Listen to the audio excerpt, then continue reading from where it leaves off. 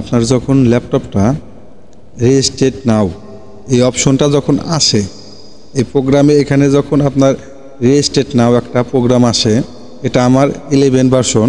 তো উইন্ডোজ 10-এ যাদের আছে, 10 থেকে 11-এ যখন আপডেট চাইবে, তো এখানে আপডেটটা আপনারা সম্পূর্ণ করেন। তো করার ফলে যখন রেজিস্টার্ড নাও ট্যাপ করেন, আপনার স্ক্রিনটা পুরা ব্ল্যাক হয়ে আসে।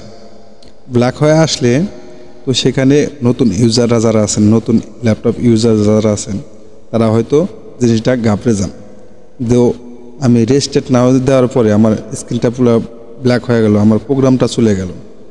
এরকম প্রবলেম ফেস করেন আপনারা। তো এই প্রবলেমটা আপনারা কিভাবে সলভ করবেন? দেখেন, এটা সিম্পল একটা কাজ। আমরা যারা ল্যাপটপে উইন্ডোজ দিতে পারি না বা রেজিস্টার্ড করতে পারি না সঠিক নিয়মে, তো স্ক্রিনটা ব্ল্যাক হয়ে আসে, সেখানে মাউসটা চলে আসে।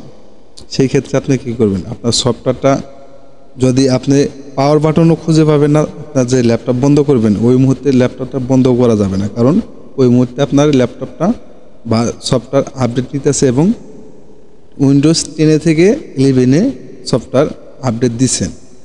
তখন দিলে হয়তো আপনার ল্যাপটপে বড় ধরনের ক্ষতি হতে পারে। এবং পাওয়ারটা বন্ধ করলে উইন্ডোজ যে দিতেছেন, উইন্ডোজ ওই ব্ল্যাক স্ক্রিন চলে আসলে তখন আপনার কি করবেন? এই যে এই উইন্ডোজ এবং এক্স,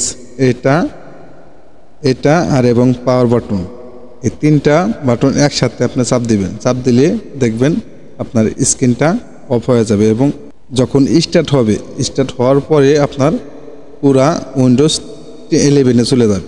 আগে যখন 10-এ ছিল, পরে আপনার 11-এ চলে যাবে অন হওয়া মাত্র। তো এইভাবে আপনি এই 3টা বাটন চাপ দিলে পারে আপনার সফটওয়্যারটা আপডেট কমপ্লিট হবে। তো ভিডিওটি যদি ভালো লাগে অবশ্যই চ্যানেলটি সাবস্ক্রাইব করে রাখবেন। দেখা হবে পরবর্তী যে কোনো ভিডিওতে। আল্লাহ হাফেজ।